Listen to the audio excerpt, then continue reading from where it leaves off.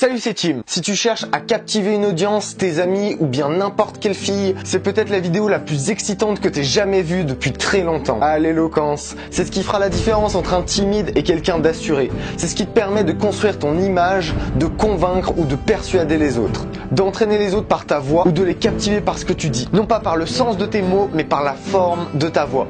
Alors à quoi sert l'éloquence actuellement? Même si cette chaîne n'est pas sur le commerce, je me permets de souligner que quelqu'un d'éloquent sera un très bon vendeur, puisqu'il saura convaincre ou persuader ses clients. Il saura aussi tirer le maximum d'une interaction, qu'elle soit une affaire de séduction ou de travail. Aujourd'hui, même si les réseaux sociaux envahissent de plus en plus notre quotidien, l'éloquence est toujours la compétence prioritaire dans toutes les interactions que tu auras. C'est pourquoi je te propose ces 6 règles sur l'éloquence. Quand tu parles à quelqu'un, regarde-le toujours dans les yeux. Ne le quitte jamais des yeux pendant que tu lui parles. Déjà, ça renforce ta confiance et ensuite la personne en face de toi se sentira importante. L'attention de nos jours, c'est quelque chose de particulièrement précieux. La plupart des gens regardent leur portable, leur montre ou complètement ailleurs. Et ça, c'est un excellent point pour toi parce que si tu donnes 100% de ton attention quand tu parles à quelqu'un, il t'en sera d'autant plus reconnaissant, que ce soit au niveau conscient ou inconscient. Ensuite, quand la personne te regarde en retour, essaye de maintenir le regard les 2/3 du temps avec des expressions du visage qui changent. Et même si tu détournes le regard quand il te parle, fais-le toujours de manière circulaire, jamais vers le bas. Cette règle te permettra de faire comprendre à la personne que tu es quelqu'un qu'on a l'habitude d'écouter. Le cerveau a une tendance très naturelle à ne plus suivre quand le ton de la voix est monotone. Tu dois donc la moduler pour captiver l'attention, que ce soit dans l'intonation, la vitesse, etc.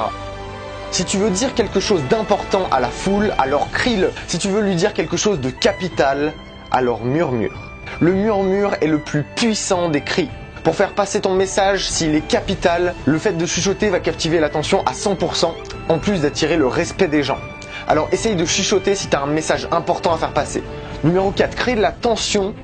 C'est une excellente manière de retenir l'attention. C'est une manière de mettre du suspense dans tes phrases. Le fait de montrer que tu contrôles ton état émotionnel, parce que si jamais tu es stressé, tu parles vite. Donc tu n'as pas forcément le temps, l'envie ou le contrôle sur toi pour faire ces pauses. Et en plus de faire ressentir par le son de ta voix que tu contrôles ton état émotionnel, ça produit un choc sur le cerveau qui en demandera plus. Ça montre l'animal qui est en toi et ça montre que tu le contrôles parfaitement. Ça montre qu'il est là et qu'il est prêt à agir. Les autres comprendront d'eux-mêmes que tu peux le relâcher n'importe quand. À chaque altercation que j'ai, je souris. Tu sais pourquoi? Parce que quand je ne souris plus, là je peux lâcher le monstre qui est en moi. Et bien souvent, ça suffit à faire prendre conscience à la personne que ça devient sérieux. Et à ce moment-là, généralement, elle abandonne. Mets de l'émotion dans ce que tu dis. N'hésite pas à jouer de ton intonation pour ça. Les gens ne retiennent pas le sens des paroles en premier, mais l'émotion qui est derrière. Ça montre ton excitation, ton impatience, ta certitude, ta haine, peu importe.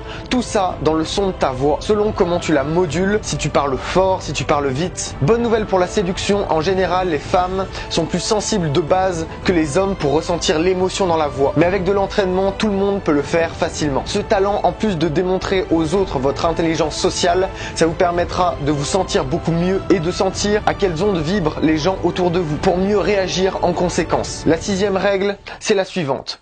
Tous ces conseils paraissent logiques et dans la liste, je suis sûr que tu en as au moins un que tu connaissais déjà.